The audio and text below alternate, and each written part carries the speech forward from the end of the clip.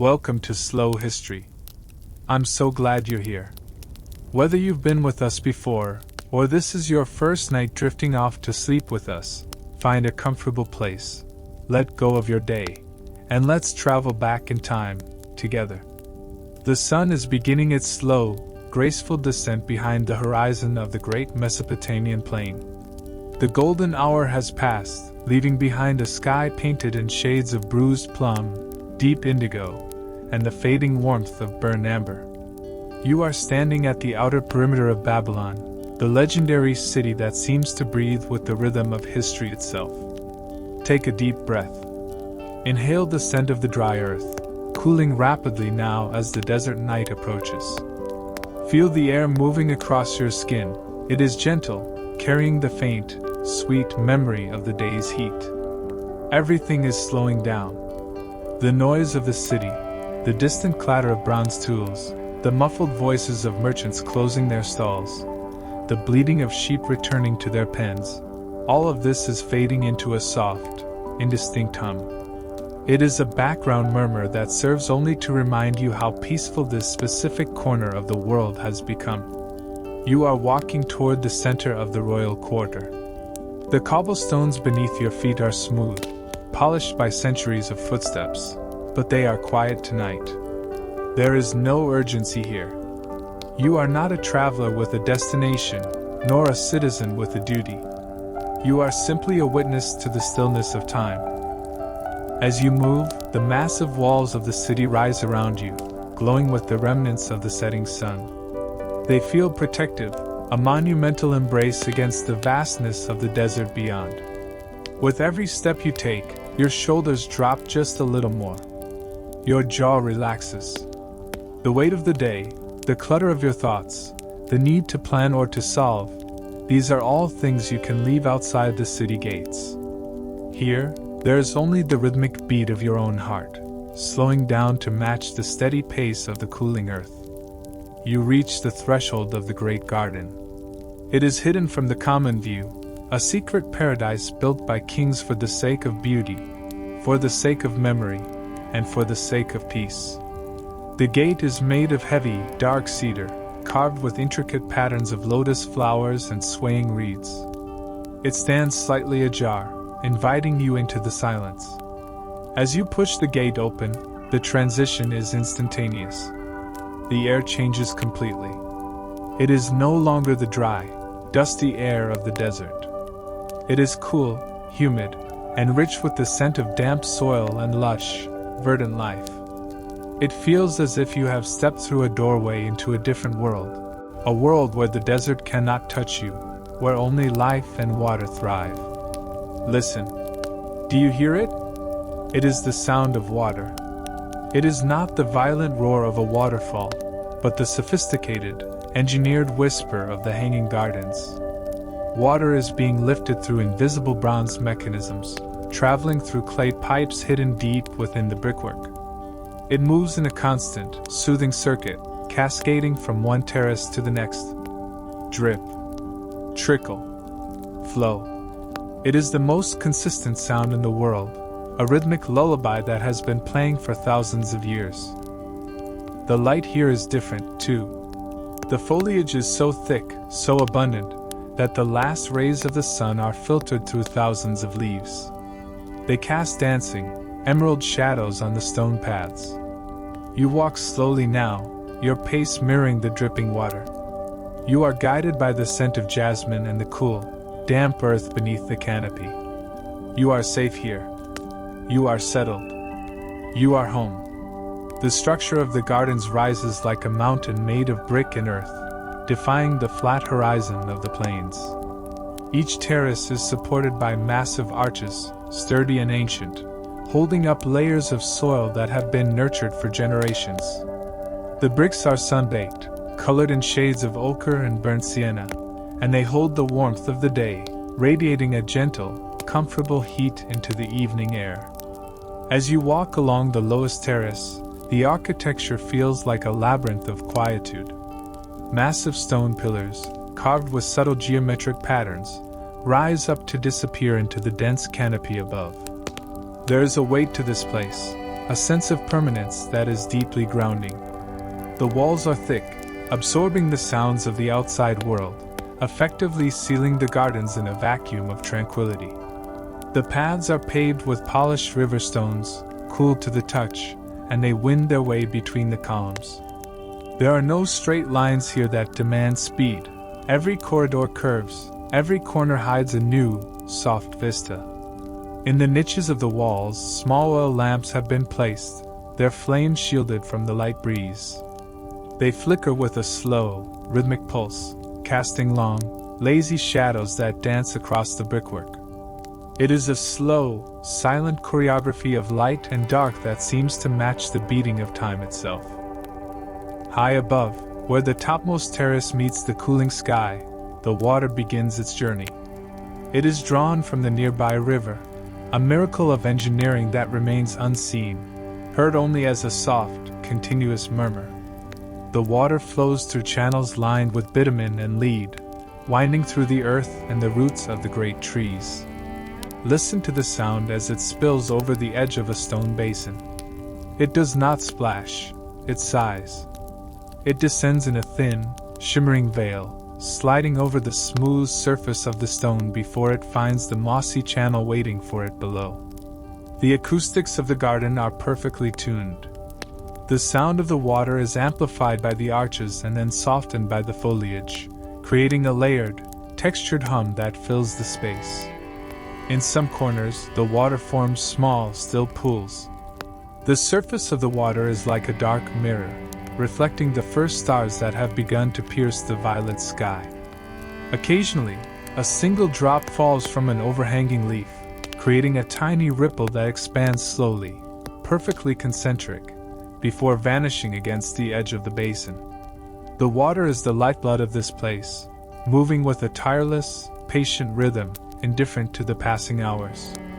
It is a cycle of renewal that has continued long before you arrived and will continue long after you have moved on. The vegetation in the garden is a world of its own, an emerald kingdom that seems to defy the desert beyond. There are towering cypress trees, their dark needles silhouetted against the indigo twilight. Their branches are heavy and still, holding the cool air of the evening within their needles. Beneath them, there are lush ferns, their fronds unfurling in the shadows, drinking in the moisture that lingers in the air. Fragrance is everywhere. As the temperature drops, the flowers open their petals, releasing scents that are heavy, sweet, and ancient. There is the sharp, clean aroma of cedarwood, the delicate sweetness of night-blooming jasmine, and the earthy, grounding scent of wet soil. These fragrances do not clash. They blend into a single, cohesive perfume that hangs in the air, thick and comforting. You pass through a grove of pomegranate trees, their leaves small and glossy, reflecting the flicker of the distant oil lamps. The fruit hangs heavy on the branches, dark globes that promise sweetness. Everything here is growing, breathing, and settling into the peace of the night. There is no struggle for light, no rush for growth. Everything exists in a perfect, harmonious balance, perfectly adapted to the sanctuary that has been built for it. From the edge of the second terrace, a stone balustrade provides a vantage point over the city of Babylon. Below, the city is a grid of dark, geometric shapes softened by the purple haze of evening. The Euphrates River snakes through the center, a dark ribbon of silk reflecting the first true light of the moon. It moves with a slow, deliberate majesty, indifferent to the bustling life that usually throngs its banks. From this height, the sounds of the city are completely transformed. The shouts and the clatter of the day have vanished, replaced by a low, consistent resonance, the sound of a city preparing for rest. A few lanterns flicker in the distance, tiny, warm sparks of humanity against the vast, cooling darkness of the plains. It is a lonely but beautiful sight, a reminder of the thousands of lives currently settling into sleep, dreaming in the shadow of the great walls. The wind here is stronger, carrying the faint, metallic scent of the river water and the dry, ancient dust of the desert. But it does not disturb the tranquility of the garden.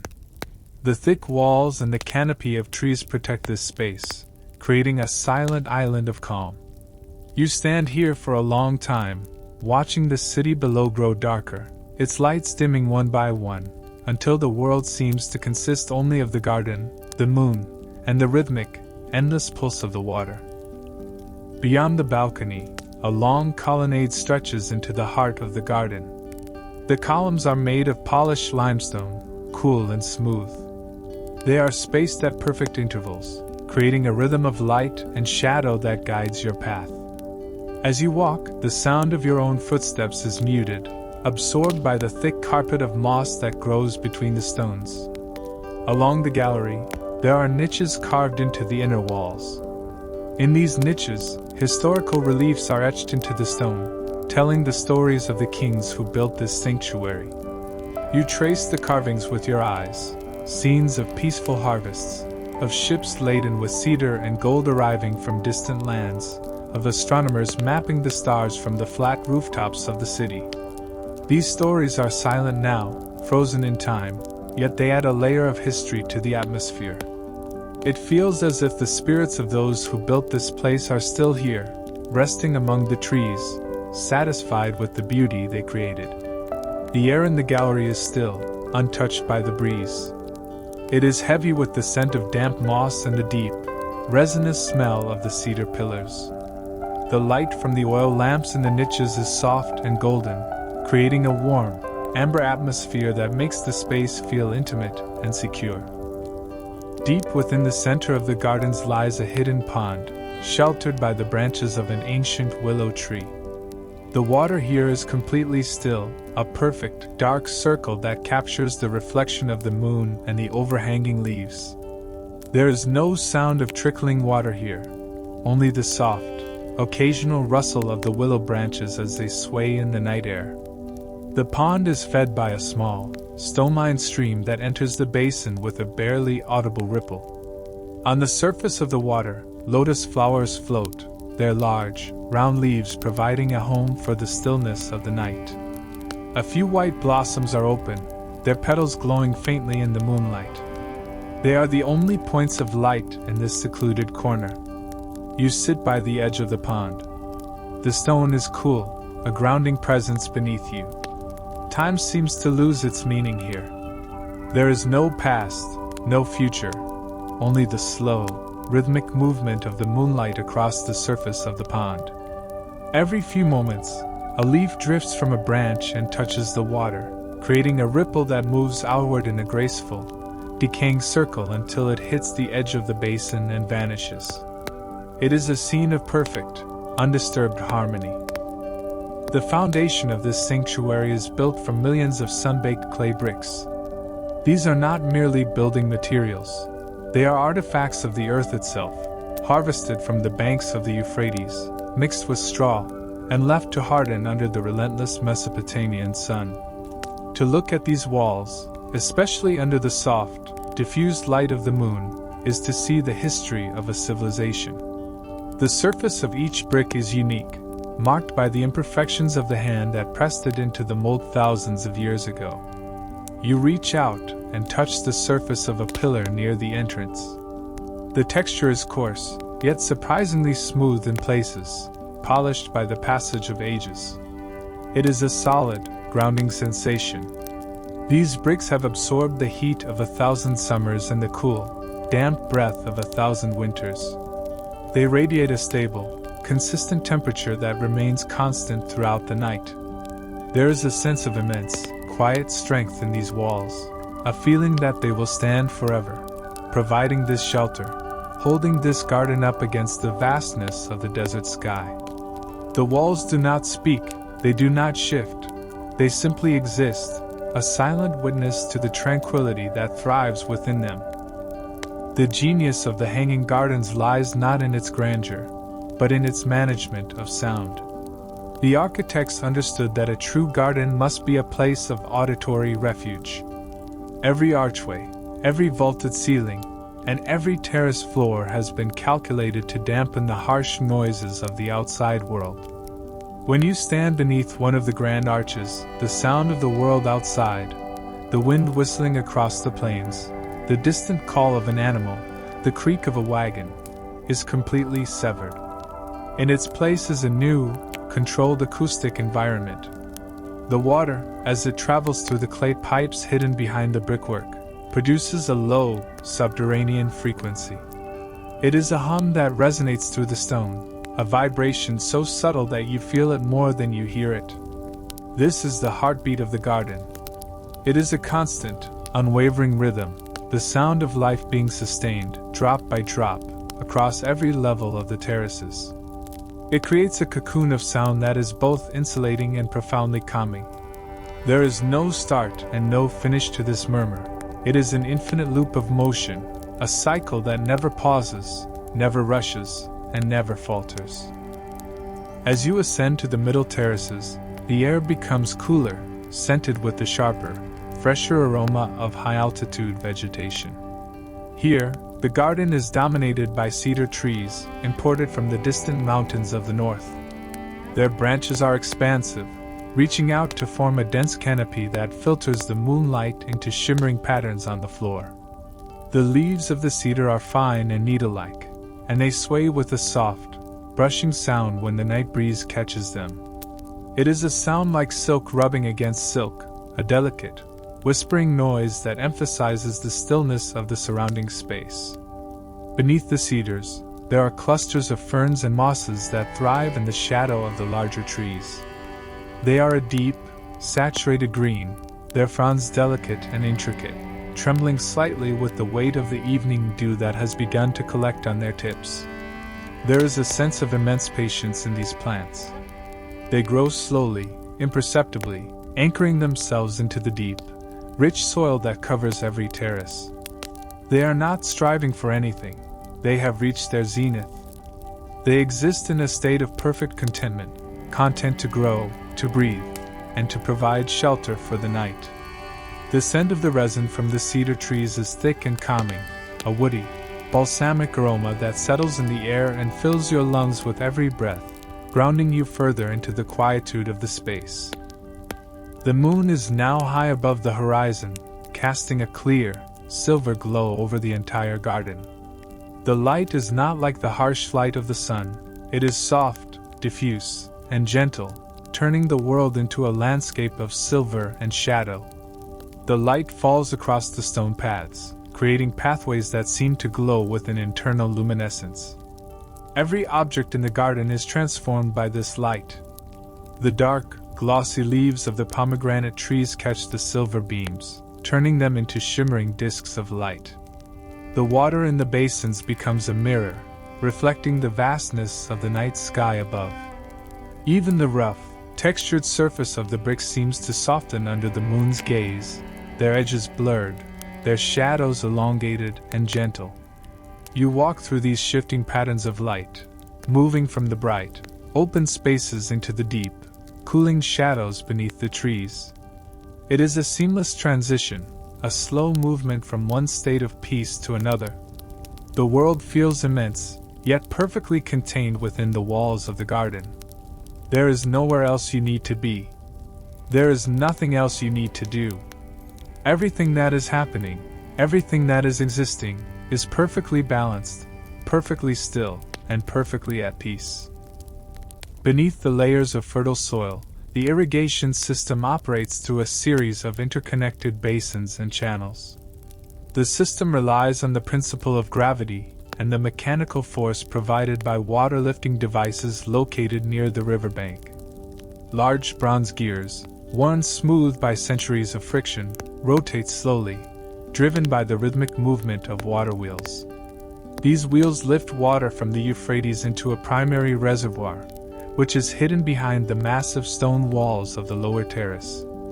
From this reservoir, water flows through a network of lead-lined pipes.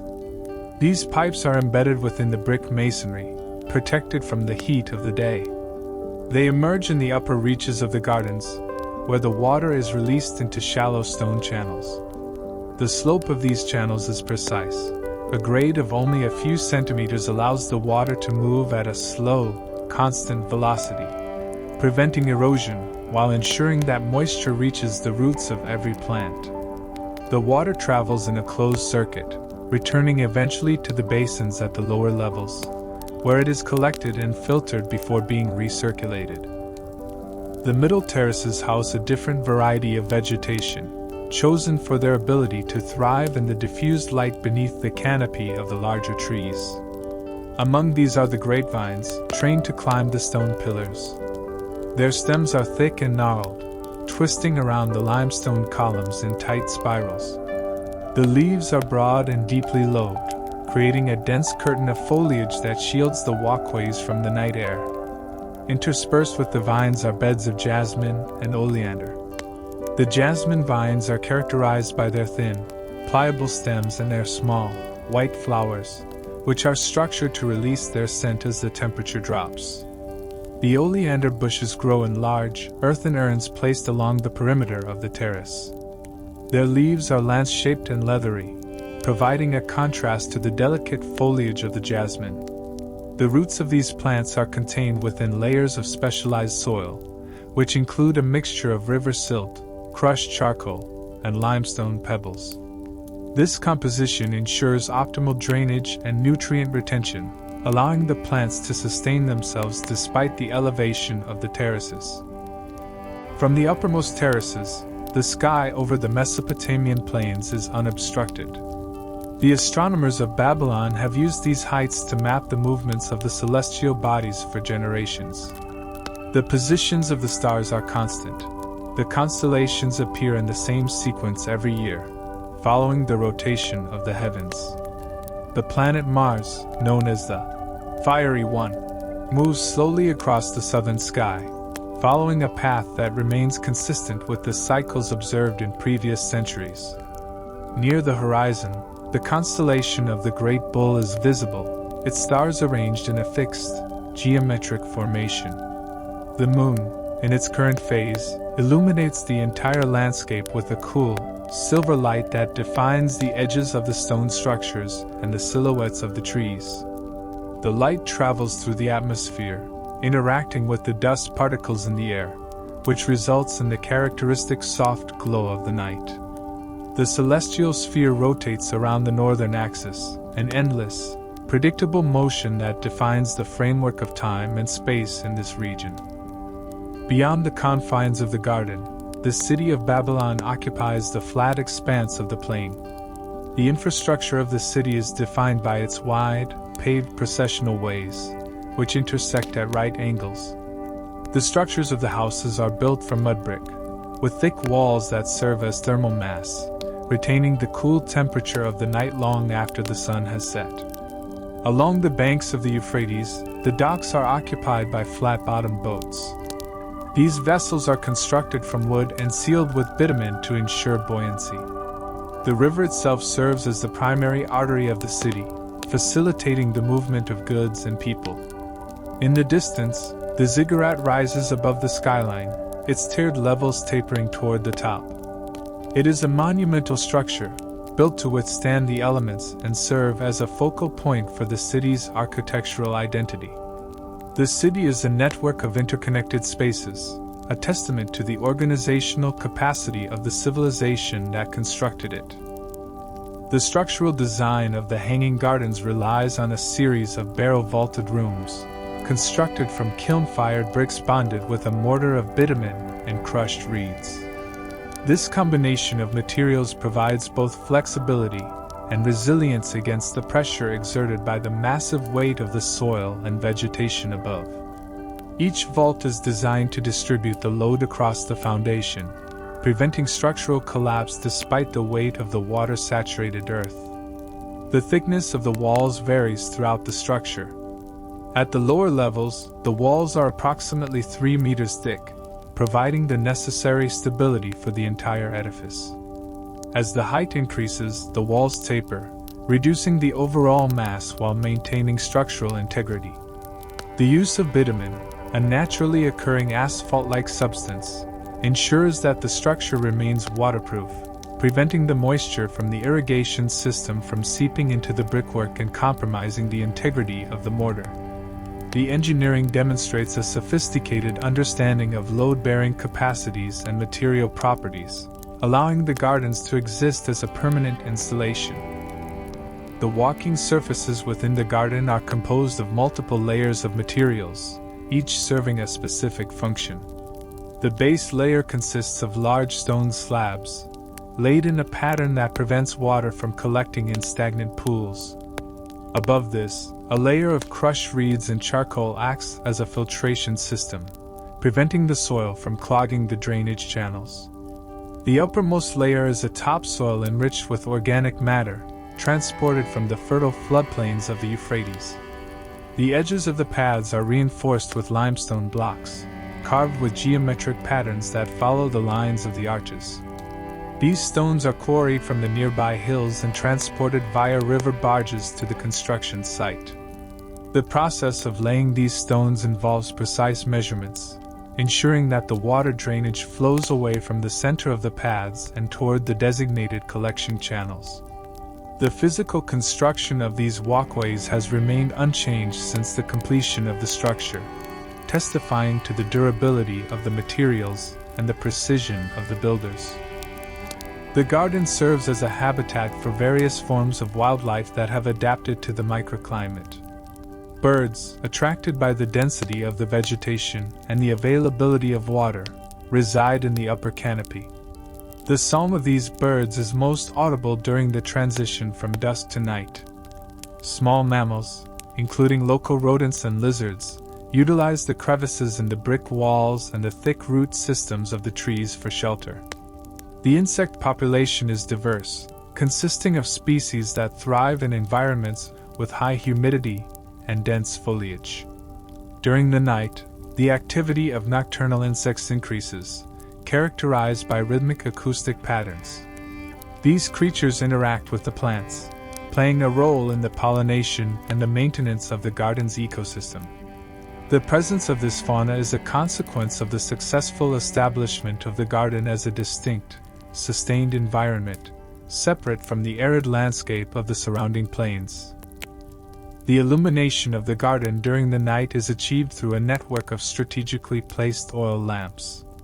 These lamps are fueled by sesame oil, which burns with a steady, low-intensity flame. They are housed in wall-mounted niches, designed to protect the flames from the evening breeze. The placement of these niches is not random. They are situated to maximize the diffusion of light across the curved surfaces of the arches and columns, highlighting the architectural details without creating harsh contrasts. Ventilation is maintained through the open design of the terraces. The arches facilitate the flow of air, creating a natural chimney effect that draws cooler air from the lower levels and moves it through the dense vegetation. This process helps to regulate the temperature within the garden, ensuring that the humidity remains at a level conducive to the growth of the various plant species. The design of the garden, from the placement of the lamp niches to the configuration of the open arches, reflects a systematic approach to environmental control.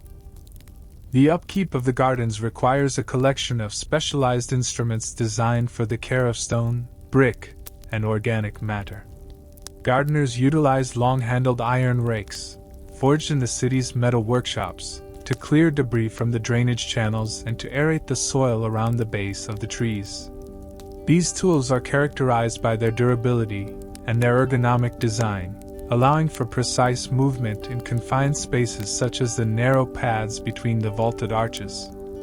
For the pruning of the cedar branches and the trimming of the jasmine vines, copper shears are employed. Copper is chosen for its resistance to oxidation in the humid environment of the terraces. The sharpening of these blades is a daily task, performed using whetstones sourced from the riverbanks. Additionally, large clay vessels, glazed on the interior to prevent seepage, are used for the transport of water to individual planters where the automated system does not reach. These vessels are uniform in shape and size, designed for stability when carried on the shoulders of the maintenance crews. The tools represent a standardized approach to labor, ensuring consistency in the care and preservation of the garden's structural and biological components. The water storage system operates through a series of interconnected stone cisterns located at different elevations. These cisterns are constructed from solid blocks of limestone, reinforced with a layer of bitumen to ensure total impermeability. Each cistern is equipped with a sluice gate, a sliding stone plate that allows for the controlled release of water into the irrigation network. The size of each cistern is determined by the volume of water required to maintain the vegetation on its specific terrace. The water enters these reservoirs at a low velocity, allowing sediment to settle at the bottom before the water is diverted for distribution. This filtration process is essential for maintaining the clarity of the water and preventing the accumulation of silt in the narrow pipes. Periodic maintenance involves the draining and manual cleaning of these cisterns, a task that follows a seasonal schedule. The volume of water stored is monitored daily to ensure that the supply remains sufficient to compensate for evaporation and plant transpiration, particularly during the hot summer months. The system functions as a closed-loop hydraulic mechanism, calibrated to sustain the requirements of the entire vertical structure. The arches that support the terraces are not merely functional. They are designed according to the principles of geometric proportion. The width of each arch is a fixed ratio to its height, a structural convention that ensures the even distribution of pressure.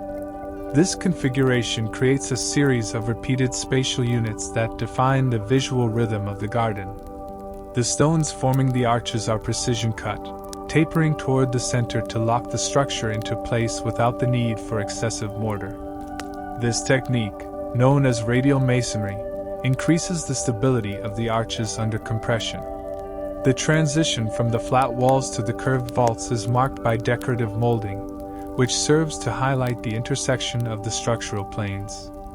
The symmetry of the arches contributes to the acoustic properties of the garden, directing sound waves along the vaulted ceilings and preventing echoes that would otherwise result from the hard stone surfaces.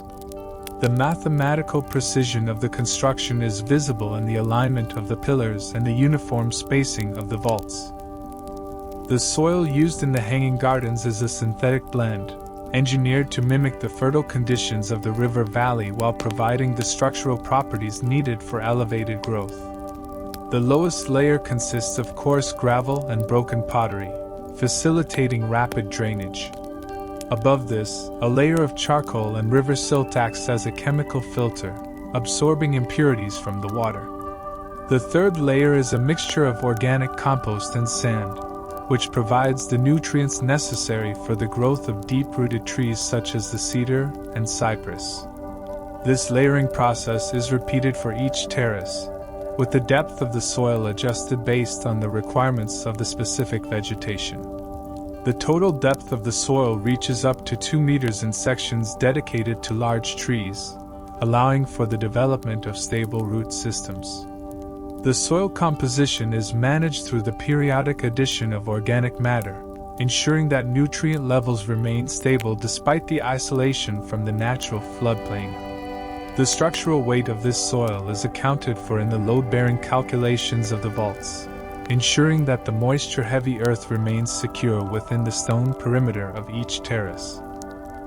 At the bank of the Euphrates, the water-lifting mechanism utilizes a series of large, vertical wheels constructed from seasoned timber.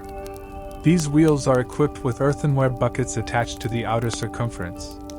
As the current of the river rotates the wheel, each bucket submerges, fills with water, and is carried upward by the circular motion.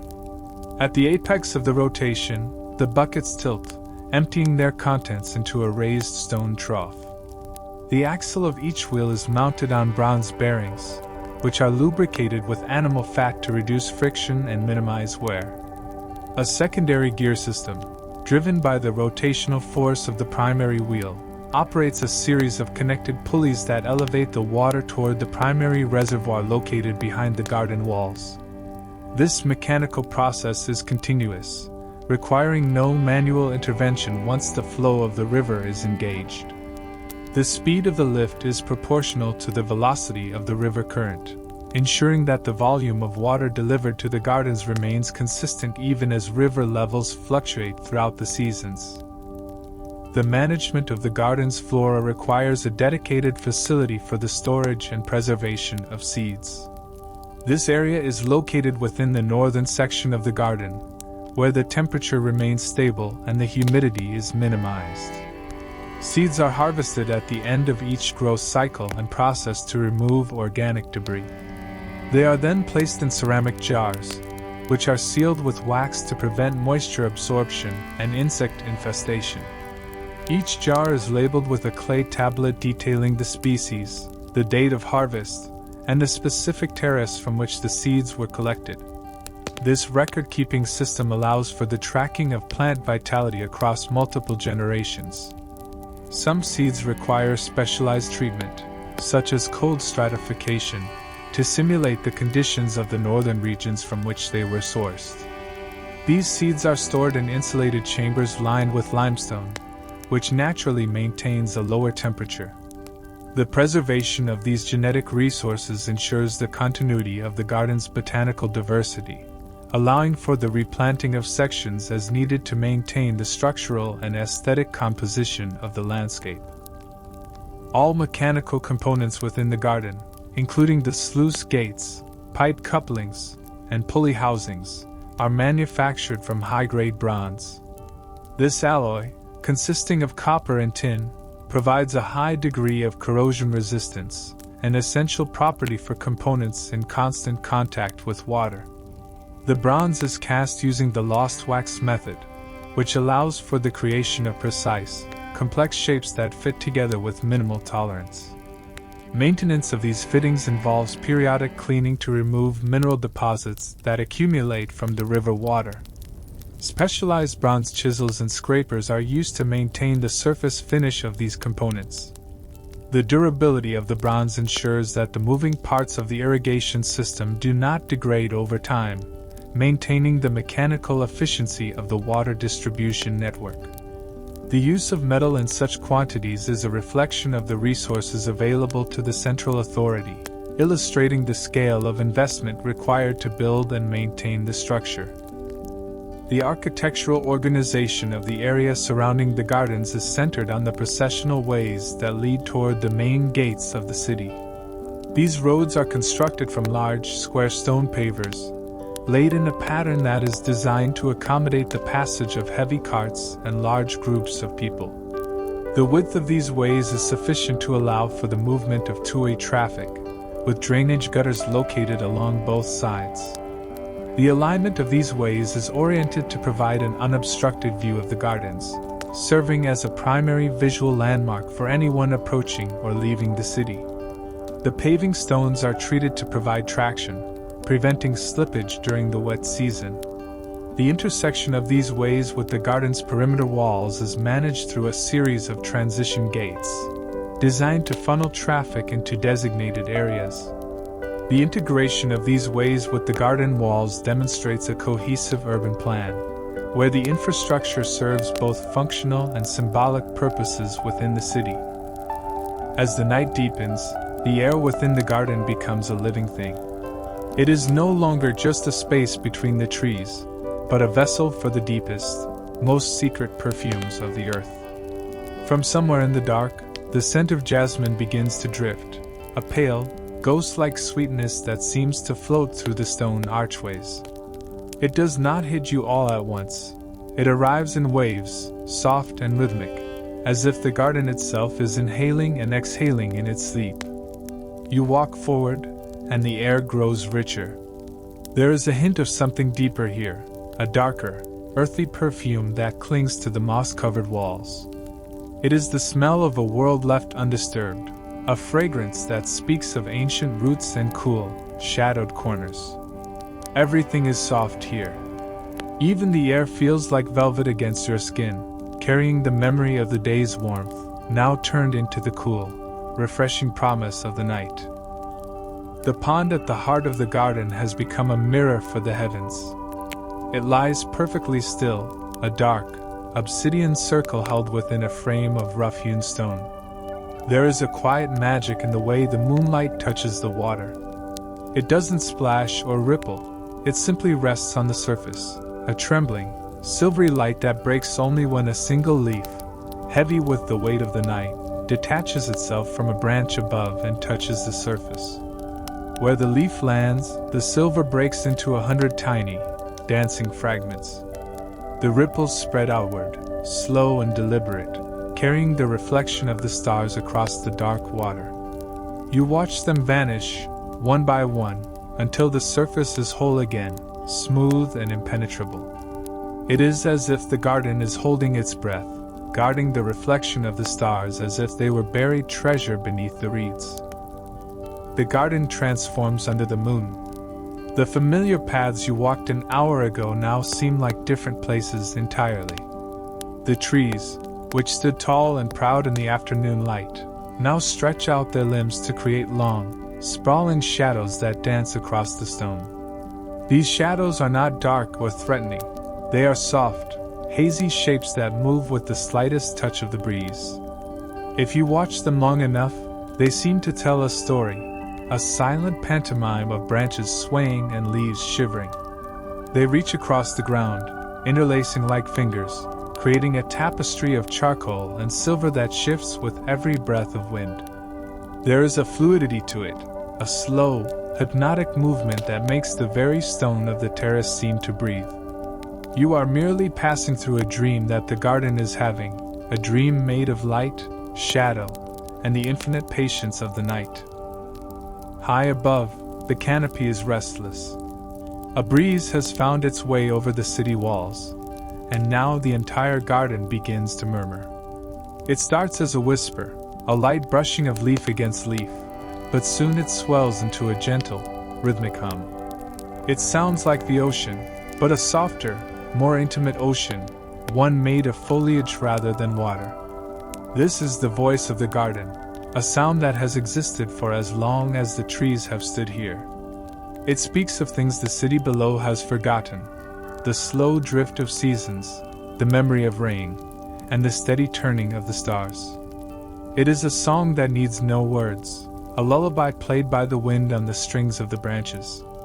You stand beneath the swaying boughs and listen, letting the sound wash over you, a continuous, soothing murmur that fills the gaps in the night.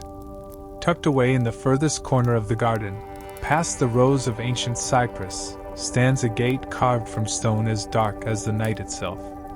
It is no longer used, and vines have woven themselves through the heavy metal rings, creating a natural tapestry that binds the door to the wall. There is a stillness here that is different from the rest of the garden, a deeper, more profound silence. The moonlight barely reaches this hidden spot, leaving the gate draped in deep, protective shadows. Yet there is a sense of presence, as if the gate remembers the hands that once touched it, the voices that whispered on the other side, and the centuries that have passed since it was last opened. It stands as a silent sentinel, guarding a boundary that time has long since blurred. It does not look like a barrier, but like a secret that the garden keeps for itself, a reminder that there are parts of this place that belong only to the history that sleeps within the stones. On the highest terrace, the stone balustrades are cool and smooth, polished by the hands of countless observers over the ages. From this height, the garden is a sea of dark, rustling green, a landscape of moving shadows and soft, silver highlights.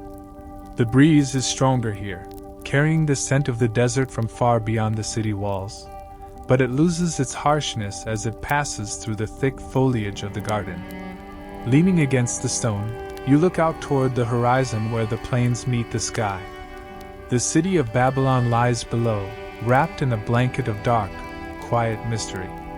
From this perspective, the grand structures of the city seem like small, scattered embers of a dying fire, dwarfed by the immense expanse of the night. Up here, in the cool, elevated air, the world feels vast and open. There is no sense of walls or limits, only the endless, silent reach of the stars as they watch over the terraces, witnessing the quiet life of the garden as it persists through the dark.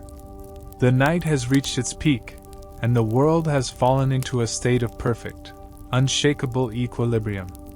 The garden has become an island of stillness in the middle of a shifting world. Every leaf is still, every ripple in the water has faded, and the very air seems to hang in suspended animation. The moon has climbed higher, casting a pale, ethereal light that turns the garden into a landscape of dreams. Everything that exists in this place, the stone, the water, the branches, and the silent, silver light, has settled into a final, peaceful accord. There is no motion left to make, no sound left to hear, and no story left to tell. The garden has returned to its oldest, deepest form, a sanctuary of silence, a monument of stone and life standing patiently in the heart of the night. It is a place that holds its own secret, a quiet, enduring beauty that exists simply because it is, and will remain so, until the first gray light of dawn begins to touch the horizon.